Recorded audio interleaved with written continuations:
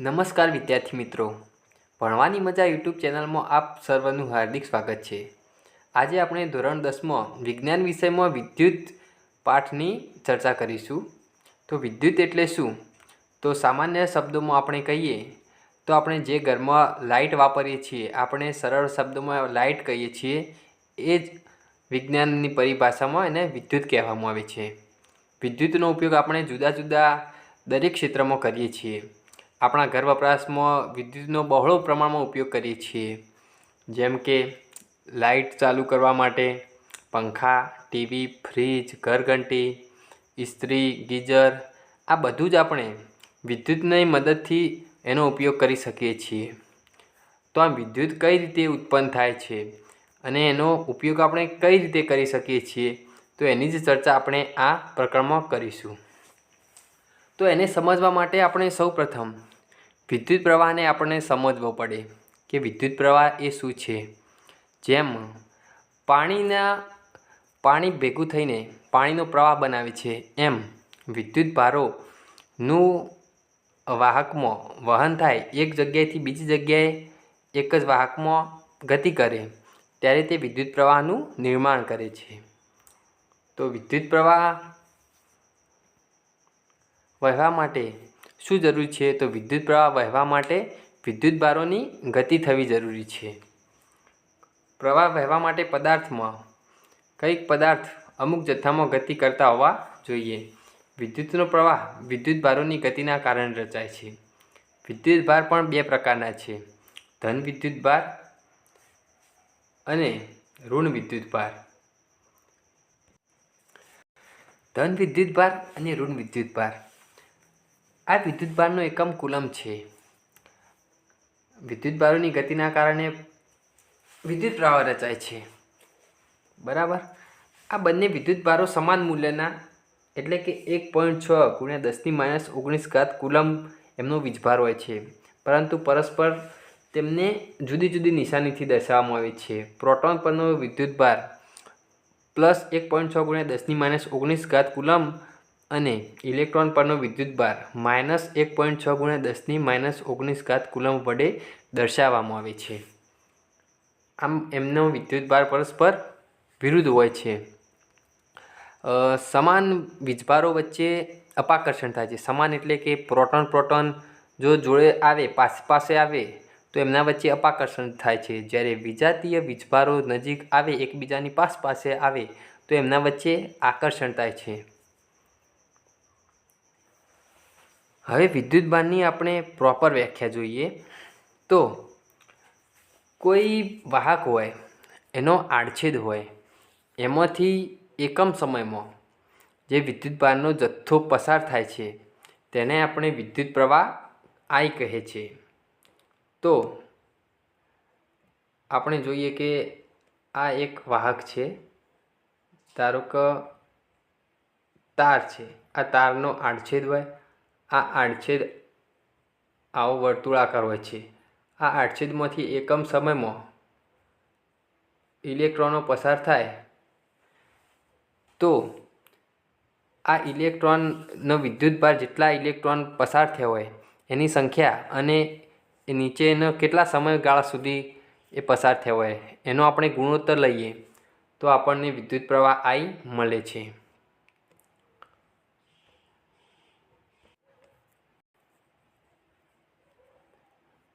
હવે વિદ્યુત પ્રવાહ I ને આપણે કઈ રીતે દર્શાવીએ? તો I વડે દર્શાવીએ છીએ। તો I બરાબર વિદ્યુત ભાર Q ભાગ્યા સમય T। આમ વિદ્યુત પ્રવાહનો એકમ કુલમ પ્રતિ સેકન્ડ થાય, જેને આપણે મહાન વૈજ્ઞાનિક એમ્પિયરની યાદમાં એને એમ્પિયર કહીએ છીએ।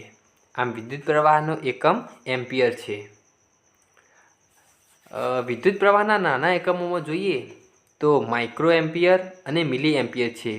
1 મિલી એમ્પિયર બરાબર 10⁻³ એમ્પિયર કહેવાય અને 1 માઇક્રો એમ્પિયર બરાબર 10⁻6 એમ્પિયર કહેવામાં આવે છે।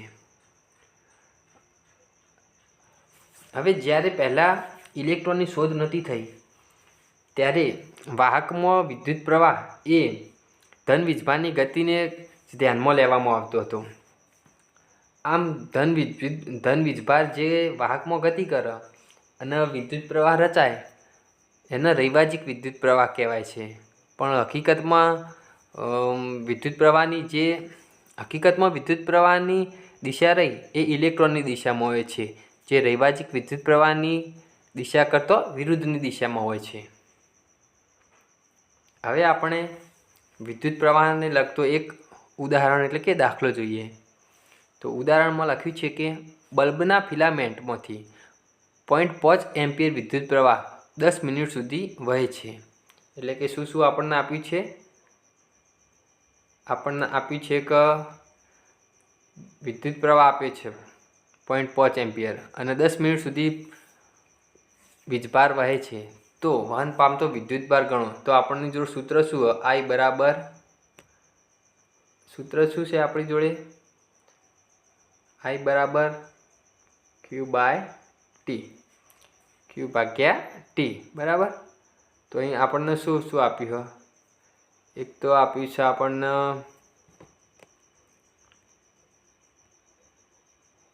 વિદ્યુત પ્રવાહ આપ્યો 0.5 એમ્પિયર અને આ બાજુ શું આપ્યો? આ બાજુ સમય આપ્યો 10 મિનિટ આપ્યો. 10 મિનિટના આપણને 10 મિનિટને શું કહેવાય? કે 10 ગુણ્યા 60 સેકન્ડ કહેવાય. 10 ગુણ્યા 60 સેકન્ડ, 10 ગુણ્યા શું કહેવાય? 60 સેકન્ડ, એટલે 600 સેકન્ડ થયા. હવે સૂત્રમાં કિંમતો મૂકી. I બરાબર Q બાય ટી. આમાં Q બરાબર I ગુણ્યા ટી થાય. હવે I કેટલો આપ્યો? I આપ્યો 0.5. કેટલો આપ્યો? 0.5. તો 0.5 મૂકીએ ગુણ્યા ટી બરાબર 6 ગુણ્યા 10 ગુણ્યા 60 સેકન્ડ બરાબર 600 સેકન્ડ. તો આ બંનેનો ગુણાકાર કરીએ તો 300 કુલંબ આવે. જવાબ શું આવે? 300 કુલંબ, બરાબર.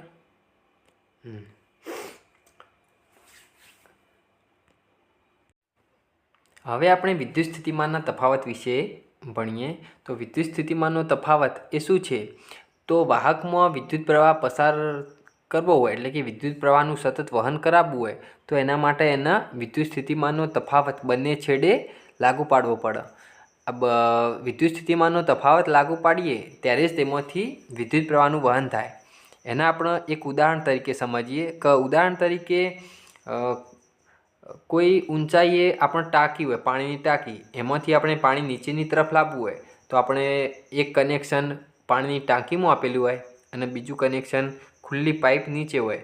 તો એમાંથી ઉપરની બાજુથી નીચેની તરફ પાણીનો પ્રવાહ વહે છે. એનું કારણ શું? કે નીચેની તરફ પાણીનો દાબ વધી જાય એટલે કે પાણીના દાબનો તફાવત ઉત્પન્ન થયો.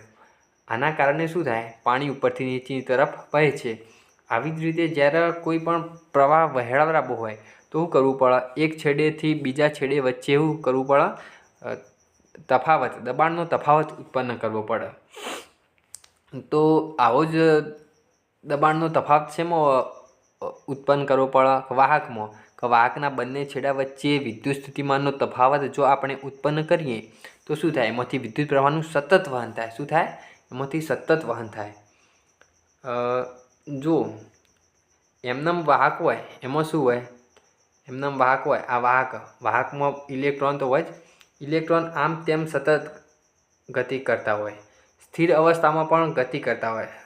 એક ઇલેક્ટ્રોન પૂર્વમાં જતો હોય તો એક પશ્ચિમમાં જતો હોય, એક ઉત્તરમાં જતો હોય તો એક દક્ષિણમાં જતો હોય. આવા અસંખ્ય ઇલેક્ટ્રોન વાહકમાં આવેલા હોય છે અને પરસ્પર એકબીજાની ગતિની અસરને નાબૂદ કરે છે. એટલે કે પરસ્પર એકબીજાની ગતિ હોય એને સંતોષી લે અને આમ એમની ગતિ શું થઈ જાય? શૂન્ય થઈ જાય છે.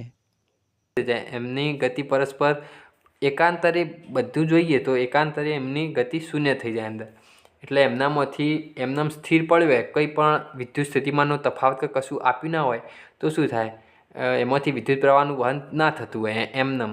અને જો એના વિદ્યુત પ્રવાહ પસાર કરવો હોય તો શું કરવું પડે? એના આપણા વિદ્યુત સ્થિતિમાનનો તફાવત બંને છેડે લાગુ પાડવો પડે. અને કઈ રીતે લાગુ પાડે?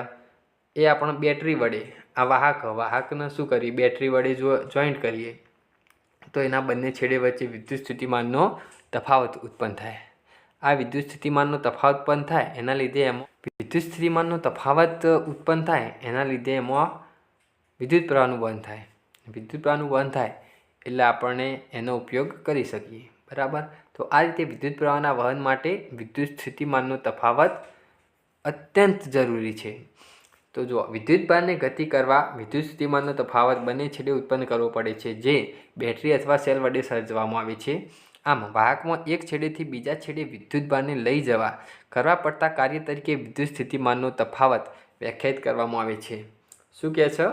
વાહકમાં એક છેડેથી બીજા છેડે વિદ્યુત ભારને લઈ જવા કરવા પડતા કાર્ય તરીકે વિદ્યુત સ્થિતિમાનનો તફાવત વ્યાખ્યાયિત કરવામાં આવે છે। એટલે કે વિદ્યુત સ્થિતિમાનનો તફાવત રહ્યો એને વ્યાખ્યા તરીકે આપણે લખવું હોય તો વિદ્યુત સ્થિતિમાનનો તફાવત એટલે કે એકમ વિદ્યુત ભારને એક વાહકના એક છેડેથી બીજા છેડે લઈ જવા કરવા પડતા કાર્ય W, કરવા પડતું કાર્ય એટલે W, એને શું કહેવાય? વિદ્યુત સ્થિતિમાનનો તફાવત V કહે છે। તો વ્યાખ્યા સાંભળી લો ફરીથી એકવાર કે એકમ વિદ્યુત ભારને વાહકના એક છેડેથી બીજા છેડે લઈ જવા કરવા પડતા કાર્યને વિદ્યુત સ્થિતિમાનનો તફાવત V કહે છે। આ મેં લખ્યું કે V બરાબર W/Q, V બરાબર W/Q, બરાબર। તો V બરાબર W/Q, W/Q લખીએ, Q એટલે વિદ્યુત ભારના, W એટલે કરેલું કાર્ય। તો આમ વાહકમાં વિદ્યુત પ્રવાહ જાળવી રાખવા માટે વિદ્યુત સ્થિતિમાનનો તફાવત ખૂબ જ જરૂરી છે। માટે બેટરીની અંદર સંગ્રહ પામેલી રાસાયણિક ઉર્જાનો ઉપયોગ કરવામાં આવે છે। એટલે આપણે તો કહી દીધું કે ભાઈ વાહકમાંથી વિદ્યુત પ્રવાહ પસાર કરવો હોય તો બંને છેડે વિદ્યુત સ્થિતિમાનનો તફાવત આપવો પડે।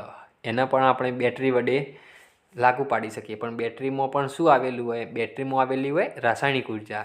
બેટરીમાં અમુક કેમિકલ ભરેલો આવે, લિથિયમ બેટરી છે, પેલા સેલ આવે જે ઘડિયાળમાં ભરેલા સેલ આવે, એમાં પણ અલગ અલગ પ્રકારનું રાસાયણિક પદાર્થો ભરેલા હોય। એ રાસાયણિક પદાર્થો એ વિદ્યુત સ્થિતિમાનનો તફાવત સર્જવામાં મદદ કરે છે। એટલે એને એક બાજુ પ્લસ હોય ને એક બાજુ માઇનસ હોય। અને આવો બેટરી જ્યારે આપણે પરિપથમાં વાહકના પરિપથ પૂરો કરીએ, વાહકના બંને છેડે બેટરી લગાવીએ એટલે શું થાય? એના વાહકના બંને છેડે વિદ્યુત સ્થિતિમાનનો તફાવત સર્જાશે અને બધા ઇલેક્ટ્રોન એક જ દિશામાં થઈ જશે। આ વાહક હોય, વાહકના બંને છેડે આપણે આ બેટરી લગાવી, શું લગાવી? બેટરી લગાવી, આ પોઝિટિવ પ્લસ, આ માઇનસ। તો જૈવાજિક રીતે આપણે ધન દિશામાં ગણીએ, અહીંથી વિદ્યુત પ્રવાહ પસાર થશે, ક્યાંથી થશે? અહીંથી, બરાબર। અહીંથી વિદ્યુત પ્રવાહ પસાર થશે અને બધા ઇલેક્ટ્રોન એક જ દિશામાં, સમાન દિશામાં ઇલેક્ટ્રોન ગતિ કરશે। આ એ છેડેથી ઇલેક્ટ્રોન બી છેડા તરફ ગતિ કરશે, એવું આપણે રૈવાજિક દિશામાં માનીએ। તો આ રીતે વિદ્યુત પ્રવાહ Iનું વહન વાહકમાં થશે અને આ છેડેથી અહીંયા થઈ વહન થઈ અને આ છેડામાં રિટર્ન આવશે। આ રીતે વિદ્યુત પ્રવાહનું વહન વાહકમાં થાય છે। હવે આપણે જોઈએ વિદ્યુત સ્થિતિમાનનો તફાવત V બરાબર W/Q। હવે W એટલે કાર્યનો એકમ શું છે? જૂલ છે। કાર્યનો એકમ જૂલ છે અને વિદ્યુતભાર Q એનો એકમ છે કુલમ। વિદ્યુતભારનો એકમ શું છે? કુલમ। તો આપણે Vનો એકમ શું કહીએ? તો જૂલ/કુલમ, જૂલ પ્રતિ કુલમ કહેવાય। અને એ મહાન વૈજ્ઞાનિક વોલ્ટા નામના મહાન વૈજ્ઞાનિક હતા, એમની યાદમાં આપણે તેને વોલ્ટ કહીએ છીએ। શું કહીએ છીએ? વોલ્ટ કહીએ છીએ। હવે વિદ્યુત સ્થિતિમાનનો તફાવત વોલ્ટમીટર નામના સાધનની મદદથી માપવામાં આવે છે। કયું સાધન? વોલ્ટમીટર। વોલ્ટમીટર નામના સાધનની મદદથી માપવામાં આવે છે। આ સાધનને પરિપથમાં હંમેશા સમાંતરમાં જોડવામાં આવે છે। વન લાઇનર ક્વેશ્ચન જે આવે તમારે, એના માટે મોસ્ટ આઈએમપી ક્વેશ્ચન કહી શકાય કે વોલ્ટમીટરને શેમાં જોડવામાં આવે? સમાંતરમાં। અને એક વિદ્યુત પ્રવાહ માપવાનું સાધન આવીને એમીટર કહેવાય। શું કહેવાય? એમીટર। એમીટરને આપણે હંમેશા શ્રેણીમાં જોડવું પડે। શેમાં જોડવું પડે? શ્રેણીમાં। એમીટરને શ્રેણીમાં અને વોલ્ટમીટરને સમાંતરમાં। યાદ રહેશે ને? તો શું યાદ રાખવાનું? વોલ્ટમીટરની મદદથી આપણે વોલ્ટેજ માપીએ, વોલ્ટેજ એટલે વિદ્યુત સ્થિતિમાનનો તફાવત માપીએ અને એને હંમેશા સમાંતરમાં જોડવામાં આવે। પરિપથમાં શેમાં જોડવામાં આવે? સમાંતરમાં। એક કુલમ વિદ્યુતભારને એક બિંદુથી બીજા બિંદુ સુધી લઈ જવા કરવું પડતું કાર્ય 1 જૂલ હોય તો બે બિંદુઓ વચ્ચેનો વિદ્યુત સ્થિતિમાનનો તફાવત 1 વોલ્ટ કહેવાય। આપણે ઉપર જે સૂત્ર જોયું કે V બરાબર W/Q, એમાં બધી કિંમતો એક એક મૂકીએ કે 1 જૂલ 1 કુલમ, તો મળતું મૂલ્ય કહેવાય 1 વોલ્ટેજ કહેવાય. એમ વિદ્યુત સ્થિતિમાનનો તફાવત 1 વોલ્ટ કહેવાય. હવે આપણે એક ઉદાહરણ જોઈએ કે 12 વોલ્ટ વિદ્યુત સ્થિતિમાનનો તફાવત ધરાવતા બે બિંદુઓ વચ્ચે 2 કુલમ વિદ્યુતભાર લઈ જવા કેટલું કાર્ય કરવું પડે? તો કાર્ય આપણને શોધવાનું. V બરાબર 12 વોલ્ટ આપ્યા. V બરાબર શું આપ્યું? 12 વોલ્ટ. અને Q બરાબર 2 કુલમ. હવે આપણને સૂત્ર કે V બરાબર W ભાગ્યા Q. W ભાગ્યા Q આ સૂત્ર રહ્યું. V બરાબર W ભાગ્યા Q. તો Wનું સૂત્રનો કરતા બને આપણે શું શોધવાનું? W. W બરાબર V ગુણ્યા Q થાય અહીંથી. હવે V બરાબર 12, Q બરાબર 2, તો 12 દુ 24, 24 જૂલ.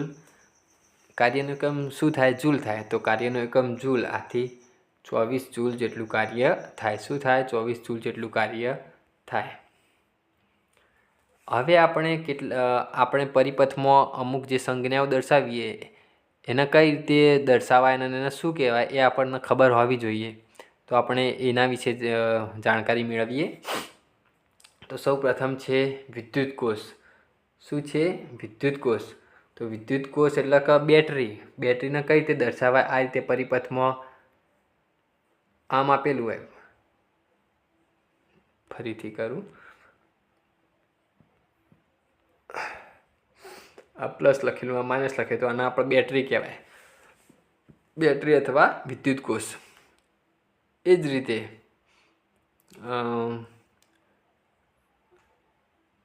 ઘણી બધી નજીક બેટરી દોરેલી હોય તો એને શું કહેવાય?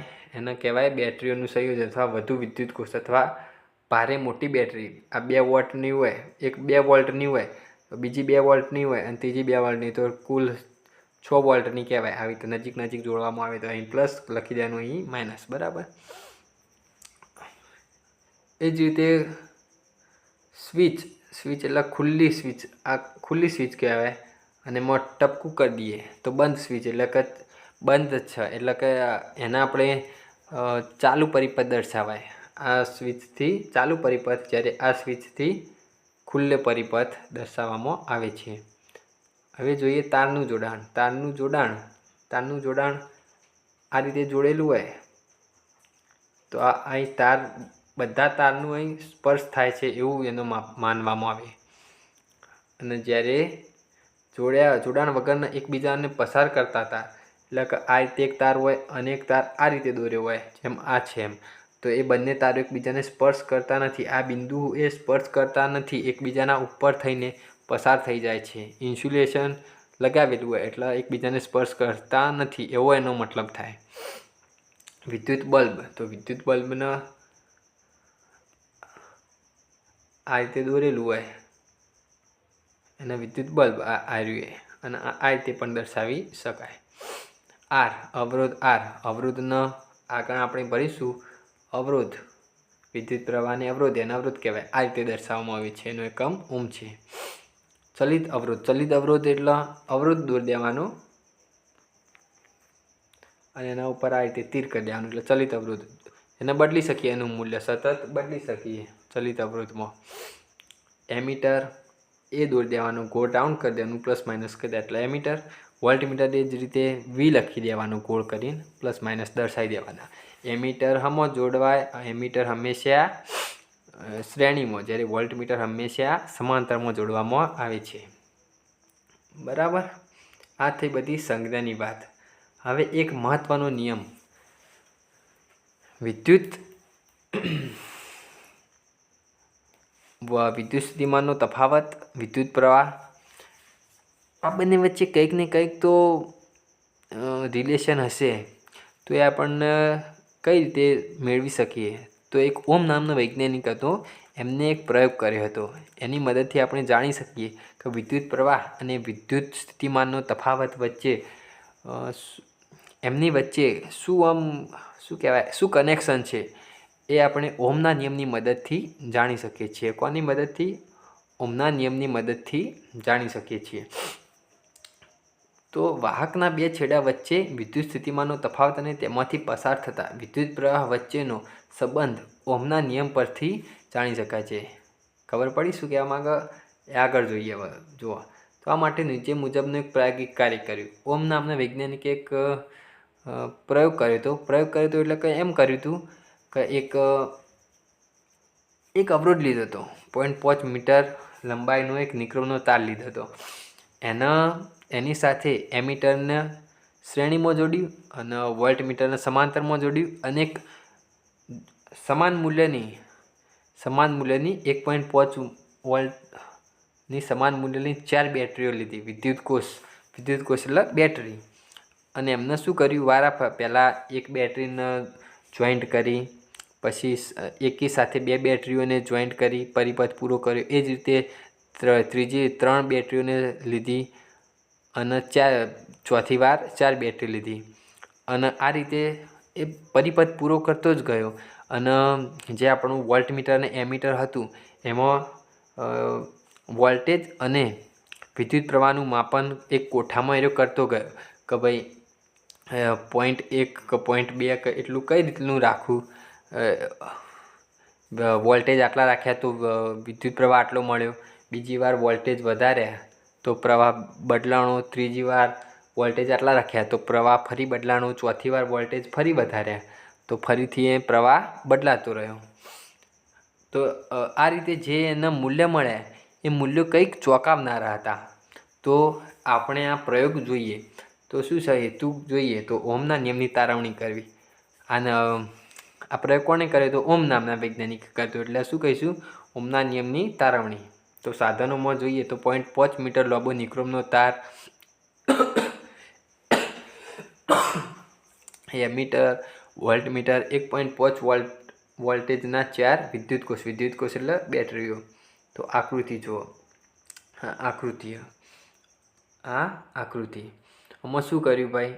આ 0.5 મીટર લંબાઈનો નિક્રોમનો વાહક તાર છે મીટરનો. એની સાથે શું કર્યું? આ વોલ્ટમીટરને સમાંતરમાં જોડ્યું, એમીટરને શ્રેણીમાં જોડ્યું, આ એક કળ રાખી અને અહીં જે આ વિદ્યુત કોષો હતા એમાં પહેલાં એક વિદ્યુત કોષ લીધો અને પરિપથ પૂરો કર્યો. પછી બંને સાથે વિદ્યુત કોષ લીધા અને પરિપથ પૂરો કર્યો. પછી એના મૂલ્ય લીધો હતો, આ રીડિંગ વોલ્ટમીટરમાં અને એમીટરમાં. શેમાં વોલ્ટમીટરમાં રીડિંગ શેમાં લીધો હતો?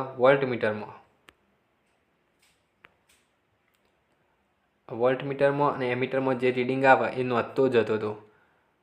પછી એ જ રીતે ક્રમશઃ શું કર્યું? આ 3 બેટરીઓ લીધી અને વિદ્યુત પરિપથ પૂરો કર્યો અને પછી રીડિંગ લીધા વોલ્ટમીટર અને એમીટરનો અને કોઠામાં નથી. એ રીતે આ ચારને સળંગ સમાન ભેગી કરીને ફરી પરિપથ પૂરો કર્યો. વોલ્ટમીટર અને એમીટરનો રીડિંગ અવલોકન કોઠામાં ન થયો. તો એ આ પદ્ધતિમાં લખ્યું કે આકૃતિમાં દર્શાવ્યા પ્રમાણે 0.5 મીટર લંબાઈના નિક્રોમના તારને સમાંતરમાં વોલ્ટમીટર અને શ્રેણીમાં એમીટર જોડી બેટરી સાથે જોડી પરિપથ તૈયાર કર્યો. બરાબર. કળ કે ચાલુ કરી વોલ્ટમીટર અને એમીટરનું અવલોકન નોંધ્યું. બેટરીની સાથે બીજી 1.5 બેટરી શ્રેણીમાં જોડો અને વોલ્ટમીટર અને એમીટરનું અવલોકન નોંધો. ક્રમશઃ ત્રીજી બેટરીને જોડીને અવલોકન નોંધ્યું. એ જ રીતે ચોથી બેટરીને જોડીને અવલોકન નોંધ્યું. બરાબર. તો અવલોકનો આ રીતે અવલોકન કોઠો મેં દોર્યો. આ રીતે જો શું કર્યું? પહેલાં એક બેટરી લીધી, 1. તો વોલ્ટમીટરમાં શું શું કહેવાય, એમીટરમાં 0.1 એમ્પિયર પ્રવાહ આવ્યો, વોલ્ટમીટરમાં 0.2 વોલ્ટેજ આવ્યો.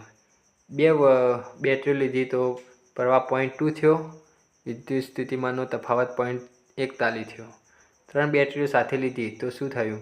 0.3 પ્રવાહ થયો, 0.62 જેટલું વિદ્યુત સ્થિતિમાનનો તફાવત થયો. 4 બેટરી લીધી તો 0.4 વિદ્યુત પ્રવાહ થયો અને 0.81 જેટલો વિદ્યુત સ્થિતિમાનનો તફાવત આવ્યો. હવે શું કર્યું આપણે? V/I આ ગુણોત્તર લીધો. કયો લીધો? V/I વાળો. તો આમાં જો V કેટલો? આ 0.2 0.2 ભાગ્યા 0.1 કરીએ તો 2 જેટલો આવે. તો એનો જવાબ 2 આવે. એ જ રીતે 0.41 0.2 તો એ 2 જેટલો સમથિંગ આવે. અહીં 0.3 0.6 અને 0.3 તો અહીં 2ની સમથિંગ આવે. એ જ રીતે અહીં છેલ્લામાં 0.81 અને 0.4 હતો, આ 0.2ની સમથિંગ આવે છે. તો આ રીતે શું થયું કે વી ભાગ્યા આઈનો જે ગુણોત્તર હતો એ એકાંતરે સમાન જેવો લાગ્યો. શું લાગ્યું? સમાન લાગ્યો. આલેખ જુઓ, આલેખ દોરો. આલેખમાં પણ આવું કે વી ભાગ્યા આઈ જે આપણે લીધું એ અચળ આવ્યો. એક અચળાંક આવે કે જે સમાન દર વખતે સમાન રહ્યા. આપણે નિક્રોમનો તાર લીધો તો એની જગ્યાએ લોખંડનો લઈ તો લોખંડ માટે પણ જે કિંમત હશે, ધારો કે અહીં આપણે 2 આવ્યો તો લોખંડ વખત ઓછી આવક વધારે આવે, 5 આવે, 4 આવે. તો જે આંકડો આવશે એ દરેક વોલ્ટેજ વધારીએ એમ એનું આઈ હતો જે વિદ્યુત પ્રવાહ એ પણ વધશે અને પણ એનો ગુણોત્તર અચળ રહેશે. શું અચળ રહેશે? એનો ગુણોત્તર અચળ રહેશે. તો આ ગુણોત્તર એ કંઈક એ આપણને કંઈક કહેવા માંગે. શું કહેવા માંગે તો આપણે જોઈએ. તો જો આમ દરેક કિસ્સામાં V/Iનું મૂલ્ય સમાન મળે છે. એટલે કે V ભાગ્યા આઈનું મૂલ્ય સમાન મળે છે. જે ઉગમ બિંદુમાંથી પસાર થતી સુરેખા હશે એ શેમાંથી પસાર થશે? જે ઉગમ બિંદુ છે, ઉગમ બિંદુ O કહેવાય, એમાંથી પસાર થતી સુરેખા હોય છે. આ સંબંધ કોને શોધ્યો? તો 1827માં જર્મન ભૌતિકશાસ્ત્રી જ્યોર્જ સિમોન ઓહમ. કોને શોધ્યો? તો ઓહમ, જ્યોર્જ સિમોન ઓહમ, જેને નીચે મુજબ હતો. બરાબર, આપણે જોયું અચળ રહેતું હતું તો એની એક વ્યાખ્યા એમને આપી, ઓહમનો નિયમ કહેવાય. તો વાંચીએ તો નિશ્ચિત ભૌતિક પરિસ્થિતિમાં, શેમાં? નિશ્ચિત ભૌતિક પરિસ્થિતિમાં અચળ તાપમાને વાહકમાંથી પસાર થતા વિદ્યુત પ્રવાહ તે વાહકના 2 છેડે વચ્ચે લાગુ પાડેલા વિદ્યુત સ્થિતિમાનના તફાવતના સમપ્રમાણમાં હોય છે. શું કહેવાય? નિશ્ચિત ભૌતિક પરિસ્થિતિમાં અચળ તાપમાને વાહકમાંથી પસાર થતો વિદ્યુત પ્રવાહ તે વાહકના બંને છેડે લાગુ પાડેલા વિદ્યુત સ્થિતિમાનના તફાવતના સમપ્રમાણમાં હોય છે. એટલે કે વી ચલે છે આઈ, વી ચલે છે આઈ અથવા વી ભાગ્યા આઈ બરાબર અચળ કહેવાય. તો વી આઈના સમપ્રમાણમાં હોય તો આપણે સમપ્રમાણતા અચળાંક શું લીધું? સમપ્રમાણતા અચળાંક આર લીધો. શું લીધું? સમપ્રમાણતા અચળાંક આર લીધો.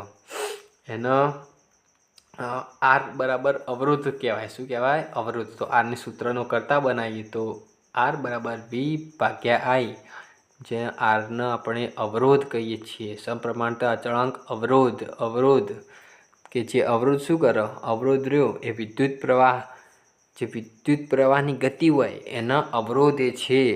તો વાહકમાંથી આપણે વિદ્યુત પ્રવાહ પસાર કરીએ એ વખત એ વાહકનો અવરોધનો એક ગુણધર્મ કે વિદ્યુત પ્રવાહને થોડો અવરોધ કરે. શું કરે? અવરોધ આપે. અવરોધ એટલે અડચણ, અડચણ આપે છે. લોખંડનો અવરોધ અલગ હોય, એલ્યુમિનિયમનો અલગ હોય, તોબાના તારનો અલગ હોય. જુદા જુદા વાહકોનો અવરોધ જુદો જુદો હોય છે. એટલે તો આપણે જુદી જુદી બનાવટમાં કરવી હોય કે તાર બનાવવા હોય, ઇલેક્ટ્રિક તાર બનાવવા હોય તો આપણે તોબાના તાર બનાવીએ, કોઈક વાર એલ્યુમિનિયમના તાર બનાવીએ. કારણ કે એ બધાની અવરોધકતા જુદી જુદી હોય. જેવી તમારા રિક્વાયરમેન્ટ હોય એ રીતનું તમે મટીરિયલ વાપરીને એ પ્રકારના વાહકો તૈયાર કરીએ છીએ. તો અવરોધનો પણ ગુણધર્મ અગત્યનો છે. તો અવરોધ આર એ વિદ્યુતભારની ગતિનો વિરોધ કરતો વાહકનો ગુણધર્મ છે. તેનો એસઆઈ એકમ ઓહમ છે. તેનો ગ્રીક અક્ષર ઓમેગા વડે દર્શાવાય છે. ઓહમ આપણે શું કીધું? આર બરાબર વી ભાગ્યા આઈ. વી એટલે વોલ્ટ ને આઈનો એકમ એમ્પિયર. તો ઓહમનો એકમ શું થયો? વોલ્ટ પર એમ્પિયર, વોલ્ટ પર એમ્પિયર, વોલ્ટ પર એમ્પિયરનો વોલ્ટ પર એમ્પિયર એને શું કહેવાય? ઓહમ. ઓહમ પણ કહેવાય છે. શું કહેવાય? ઓહમ કહેવાય. ઓહમ પણ કહેવાય છે. હવે આપણે જોયું કે વિદ્યુત પ્રવાહનો અવરોધ કરે. વાહકના બંને છેડે વિદ્યુત સ્થિતિમાનનો તફાવત 1 વોલ્ટેજ હોય અને એમાંથી પસાર થતો પ્રવાહ 1 એમ્પિયર હોય તો એનો અવરોધ શું કહેવાય? 1 ઓહમ કહેવાય. બરાબર ને? તો આપણે સૂત્ર પરથી જોઈ જ શકીએ. હવે આપણે આર બરાબર વી ભાગ્યા આઈ કીધા તો આઈના સૂત્રનો કરતા બનાવીએ તો વી આઈ બરાબર વી ભાગ્યા આર થાય. તો શું કહે? કે ઉપરોક્ત સમીકરણ અનુસાર વિદ્યુત પ્રવાહ એ શું હોય? અવરોધના વ્યસ્ત પ્રમાણ હોય. અવરોધના વ્યસ્ત પ્રમાણ હોય. તો જો અવરોધનું મૂલ્ય બમણું કરવામાં આવે, અવરોધનું મૂલ્ય બમણું કરવામાં આવે તો વિદ્યુત પ્રવાહ અડધો થઈ જાય. એ તો વાત સાચી જ છે કે આપણે વિદ્યુત પ્રવાહ ઓછો જોતો હોય તો આપણે શું કરીએ? અવરોધનું મૂલ્ય વધારી દઈએ. જેમ કે પંખો હોય તો પંખાનો અવરોધ અલગ હોય, ટીવી હોય, ટીવીનો અવરોધ અલગ હોય, નાનું ચાર્જર હોય એનું અવરોધ અલગ હોય, ઇસ્ત્રી હોય તો ઇસ્ત્રીનું અવરોધ વધારે હોય, કારણ કે એનો પાવર વધારે જોવે. એ જ પ્રમાણે આપણા અવરોધને આધીન અવરોધનો અલગ અલગ વિદ્યુત પ્રવાહ જોવે. એના લીધે આપણા ઘરમાં પણ બોર્ડ અલગ અલગ હોય. ફ્રીજ માટે મોટું બોર્ડ હોય, એની જે પિનો હોય સ્વિચ ભરાવાની એ પણ મોટી હોય, 16 એમ્પિયરની હોય, 24 એમ્પિયર. અને પેલું નાનો આપણે જે ચાર્જર ભરાવવું હોય એવા માટે નાના બોર્ડનો ઉપયોગ થાય. એમાં એનો પ્રવાહ અને એનો અવરોધને ઓછો હોવાથી નાની સર્કિટ વપરાય એમ.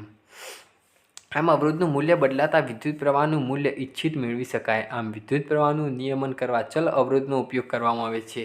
ચલ અવરોધનો ઉપયોગ કરવામાં આવે છે. આ શું કહે કે આમ અવરોધનું મૂલ્ય બદલતા આ શું કહે આમ અવરોધનું મૂલ્ય બદલતા વિદ્યુત પ્રવાહનું મૂલ્ય ઇચ્છિત મેળવી શકાય.